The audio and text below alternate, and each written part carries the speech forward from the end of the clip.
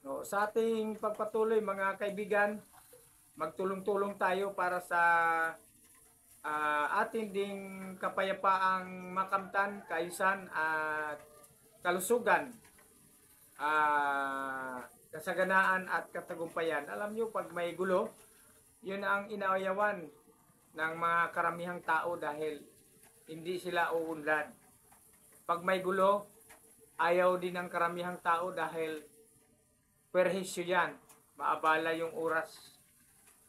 Pag may gulo, maabala yung hanap buhay.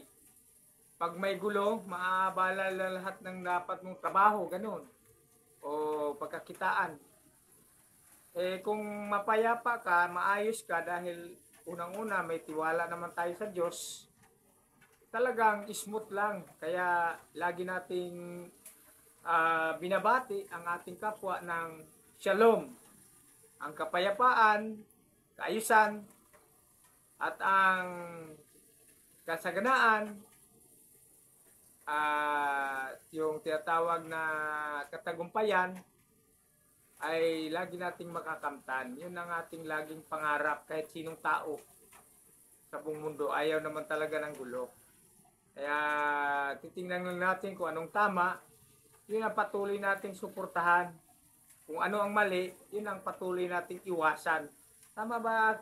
Tama yon. Sir, kuya brother. Tama yon. Oo. Iwasan para hindi dadanak ng dugo. Yan. Kasi ang buhay natin ay mahalaga. Oo. Subalit, ang buhay ay mahalaga kaysa pagkain. Ang pagkain, kung hindi ka kakain, isang araw, isang linggo, okay lang yon. Basta ikaw ay may buhay.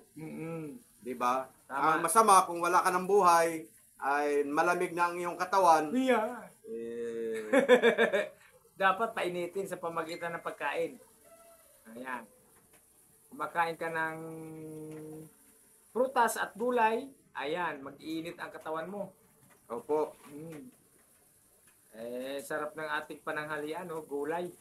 Gulay at na may manok na imbis na lumilipad, nakalangoy doon.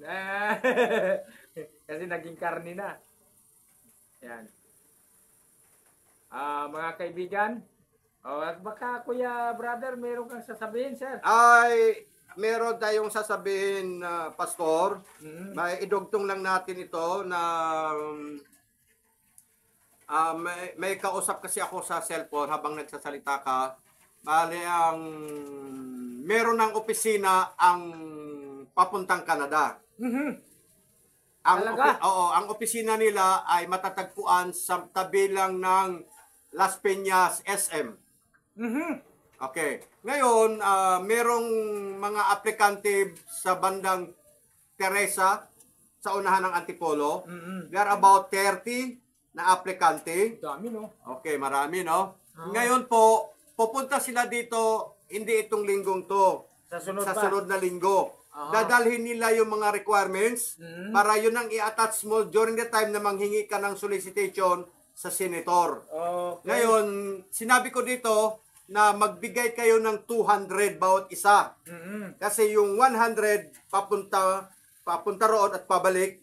At sa sunod pagbalik, kunin yung resulta at cheque para ibayad sa agency. Yan. Para, at siyempre, kasama na doon yung merienda mo. Yan, ganun po yon. So, Maliit lang pala. ha? Maliit lang. Maliit lang, 200 eh. Hindi 200. Ang bawat isa, 30 yun. Bawat isa. Maliit nga lang. Maliit pa rin. Maliit pa rin. Oo. Kasya kaya yun? Anong gusto mo, hanap buhay? Hindi naman. Yung sinasabi ko lang, Hindi, halimbawa, 30 sila, times 2, magkano? 60. 6,000, ganun. Tama ba? Hindi ko marunong, hindi ako marunong. Oh. Multiplication. 200, 2 times 3. 100 lang muna. 100 times 30, edi 3,000. 3,000. Times 2. Ay, kulang pa ba yung 6,000. isang biyahe mo? 3,000? 6,000. Asang biyahe. Saan ba yun? Papunta? Senado. Sa Senado. Ay, hindi Sa isang tao, tama lang yung tama. Oo, tapos meron pa uling 3,000 Mm. sa pagbalik mo. Kasi pag pinasa mo doon sa Senate, Mm. sasabihin sa'yo, balik ka na lang dito. Mm. Hindi naman makukuha agad ng pera eh. Oo naman. Hindi naman Babalik ka makukuha ulit yun. doon. Siyempre, babalik pa. Babalik ka para kunin yung cheque o kung meron may kaya gagawa tayo ng hingi tayo ng tulong kay Senador Bato at kay Senador Bongo. Oo. Ngayon, kung kailangan pa magdagdag pa kung sino yon para makumpleto yung 35,000 na yun ang pangbayad sa agency. Mm. At yun, kasama na doon ang 35,000 kasama doon ang pag-process ng passport. Mm. Kumbaga, yung 35,000 kasama na doon ang passport. Mm. Yun po. Okay. So, ikaw yung maglakad. Hindi naman pwedeng ako kasi mahina akong maglakad. Ngayon, kung kinakailangan na ikaw lang maglakad, pwede. Pero kung gusto na meron ikaw magiging kasama para witness na talaga nagpunta ka. Pero kahit wala kang kasama at tatakan ng sa Senate, yon stampad. Oo. Nandun na yun. Prueba o Oo. ebidensya. Oo. Oo, hindi naman pwedeng biro-biro yan dahil gagastos ka talaga. So kailangan sinabi na dito, pupunta sila dito, magbigay sila ng 200 bawat isa Oo. para kasama na doon ang pamasahe, kasama na pagkain mo, kasama na merienda mo. Mm. At siyempre may kunting di ba? Kunting labgit. 3,000 parang ganon, 3,000. Mm. Tapos mayroon pa uling 3,000 kasi dun sa 200, yung 100 doon, di 3,000. So, another 100, ibibigay na nila sabay para budget mo sa kung kailan ka babalik. Dahil hindi naman malaman natin kung kailan ka pa babalikin. Mm-hmm. Di ba? Ngayon, pwede naman na i-direction na lang sa agency. Pero kailangan natin muna malaman ang SEC registration kung authentic yon. Oo. At sa POAA. Tama. Kaya nag-utos ako ng tao na pupunta doon sa Lunes, pupuntahan daw, i-check daw nila yung registration at yung SEC registration. Mm-hmm. Registration sa POAA, nasa EDSA, diyan sa may Robinson, at sa SEC, sa katabi lang din. Hindi na ka naman maghalongkat kung hindi tatanong mo lang naman ang verification number. Mm.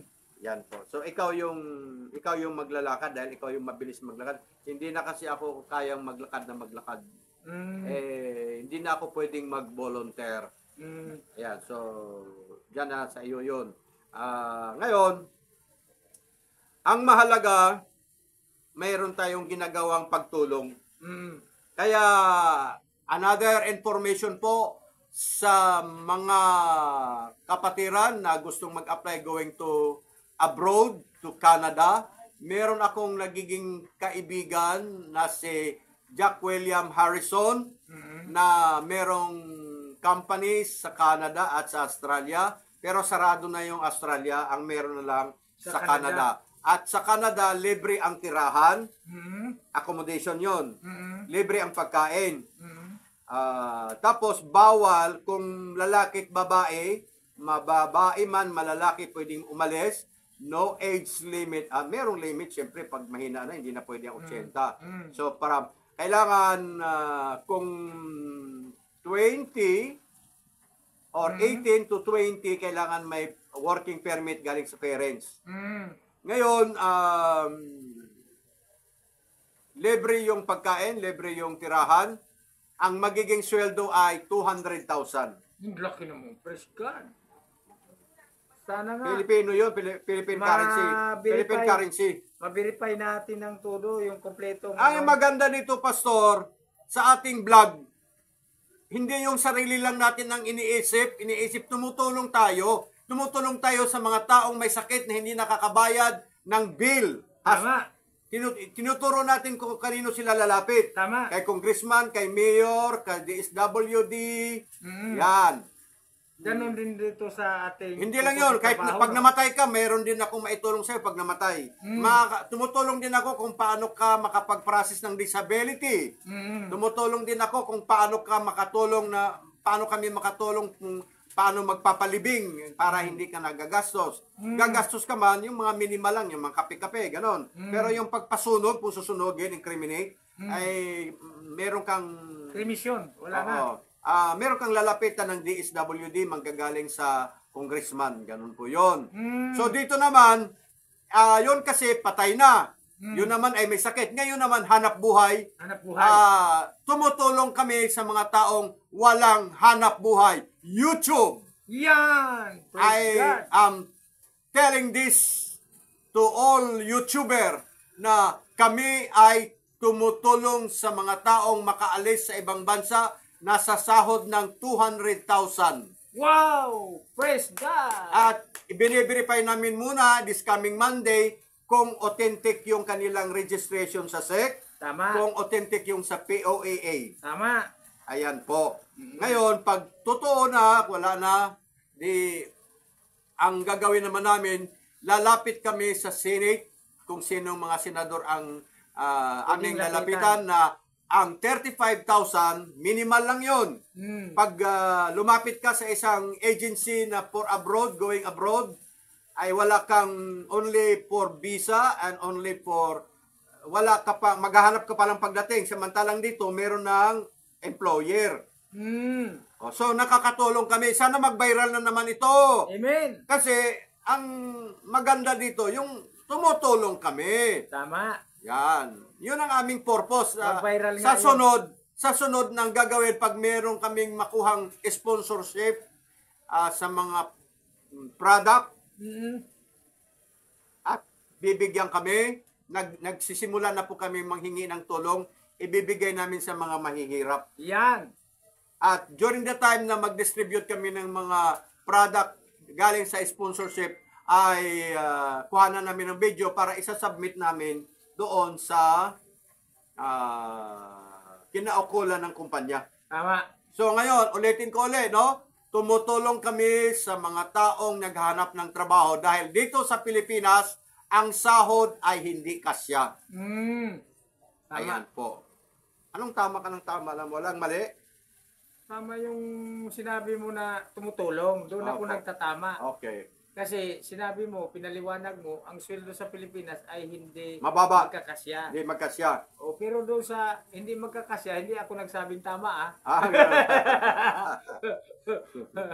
Mangyari, sabi siya ng tama, nalilito na ako, baka puro tama, tatamaan ka na lang. Pag mo nang takpan yung bunganga mo, Hindi naman tama lahat. nakikita doon. Hindi tama lahat ng doon ako nagtatama sa tama. Okay. Sige, very good. Wala, inaano ko lang si Pastor. Sinicheck lang. Kine-check ko lang yung tama niya kasi mamaya tatamaan na lang tayo niyan. So ayan po, YouTube company. Kami po ay tumutulong sa mga taong naghihirap at sa mga taong nahirapan makapasok ng trabaho dito sa Pilipinas. Gagawa kami ng paraan na manghingi ng tulong sa pamahalaan na mabayaran yung kanilang processing fee. Processing fee. Kasi libre naman ang ticket. Tama. Libre ang ticket going to Canada. Libre. Praise the Libre! Lord. Galing. Oo. Libre ang ticket going to Canada. Galing naman. Libre ang tirahan. Libre pang tirahan. Oo, libre pa ang pagkain. Praise the Lord. Now, ang gagawin mo kasi matutokso ka, kung konti lang yung dala mong damit, you are going to buy, dollar yon. So, ang pera mo ngayon, it will be converted into dollar. So, ang bibilhin mo, let's say, for example, yung pinakita sa akin sa Alaska, magkano yung ganito kalaking avocado? 1,500. Wow! Ang mahal din pala. Paano yan? Libre naman pagkain sa bagay, no? Yung libre pagkain, yun lang yun. Merong silang binibigay na card. May binibigay na card. I-present mo lang. Yan. Pero, pag sumweldo ka na, ang 200,000 mo, pag ibili mo sa Canada, hindi na siya piso, kung hindi dollar. Dollar. iko-convert sa dollar. Kaya nga, example ko sa'yo, yung avocado doon sa Canada is 1,500. Eh dito magkano? 20 pesos. Isang piraso? Oo. Depende naman yan sa laki, pero may nakita ako dyan. Example lang ito. 80, 3 piraso, 1 kilo, bali. Parang ganun, 20 may. So, 80 pesos per kilo. Mm. So, ganun po. Conversion. Iko-convert yung 200,000 mo into piso. Eh kung ang isip mo laging bumibili ng mga damit, ganon, ay dollar ang pambili mo doon. Oo. Ko-convert yun. Very good. Ay, ang tanong ko sa'yo, nandito tayo ang tanong ko sa'yo, are you willing to help these people? Yes! Amen. Amen.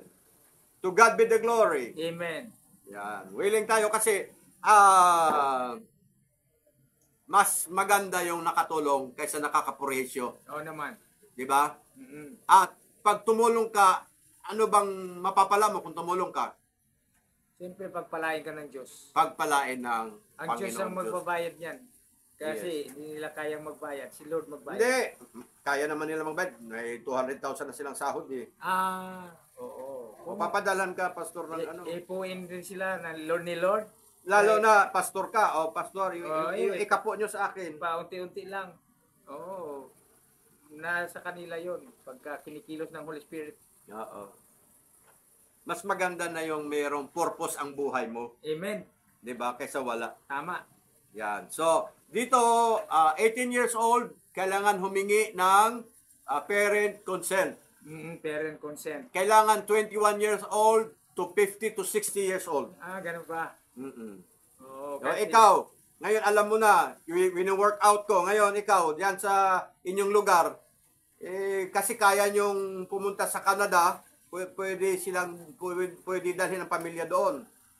Kwento ko na lang yun pag na-verify na lahat kasi marami na akong mga karanasan na tila ba'y pinaglaruan lang tayo ng mga... Nabudol ka na? Oh, alam mo na yung mga scam na tulad ng BBMII. Oh, yung nangunguna sa amin, Iglesia ni Cristo pa. Tapos yung nangunguna sa... Yun ang masama. Antipolo. Yun ang masama kasi BBM. Wag mo nang ilagay yung I kasi inilito mo lang, alam na BBM. Oh. Mga leader ng relihiyon yun, yari talaga yan. Mayari talaga siya. Oh. Tapos, BBM yun. At kami ay, mabuti na lang, hindi kami nagbigay ng 100 kasi nag-solicit ka ng 100 sa sponsor sa tumakbo ng barangay captain. Kaya nga, kung wala akong... Nako, hindi ko pagtsatsagaan yung 100 ninyo kung katumbas ay kahiyan. Kung wala akong nakuhang ganun, wala na akong mukhang may pakita sa inyo. Kaya nga. Diba? At saka hindi, ayoko nang dahil sa 100, ipapalit ang kaluluwa ko dyan. Kaya nga, yun ang mahirap. Nako. Kaya... Pareho dito, kayong dalawa ni Prudencio Marcos, ganun din. Dito, chichik na natin mabuti para sigurado tayo. Ano na nangyari, ano sabi ng mga pastor na ginalaw? Kasi membro ng Victory Channel. Victory Chapel, Victory Church. Victory Church. BOC, binangunan pa naman ang ginawang main. Tapos, 4 na bishop, pagkakilala ko doon, puro mga bishop. Ginalaw niya ang mga daming pastor. Hindi lang mga pastor, hindi lang, pati si may mga Iglesia ni Cristo din Iglesia ni Cristo, pati si Nakakataas Kibuloy. Sirang-sira ang mga pangalan ng may mga pangalan. Kaya nga, Doon dahil sa mga kalukuhang ganun. Kaya, pasensya na kayo ha. Nagsalita lang ako ng totoo kasi lingkod tayo ng Diyos na walang dapat ikatakot. Ayaw nating maluluko uli para maging dahilan din tayo ng maluko din yung mga nasa kasunod natin. okay. Oo. Kaya nagkaganon because God said that my people have perished because they have lack of knowledge. Oo. Kailangan kasi, Ngayon, inaano nila ako, niyayaya ako nila ni Bishop Roger Rosindal. ano na naman daw? Hindi daw ako nagpaparecord ng pangalan sa doon sa kanilang grupo sa binangunan uli. Sabi ko, kayo na lang, di ba? May pangalan na ako doon. Kayo na lang, ayaw ko na. Okay, maraming salamat po sa nanonood sa unang segment namin, yung tungkol sa ano ba 'yon? Yung sa Maharlika. Maharlika. Sa Maharlika. Oo, at Yun. saka dinugtong natin yung sa ikalawang segment yung Hindi. dalawa na ba yun? Pinagdugtong kasi maiksi lang yung Oo, Maharlika. oo.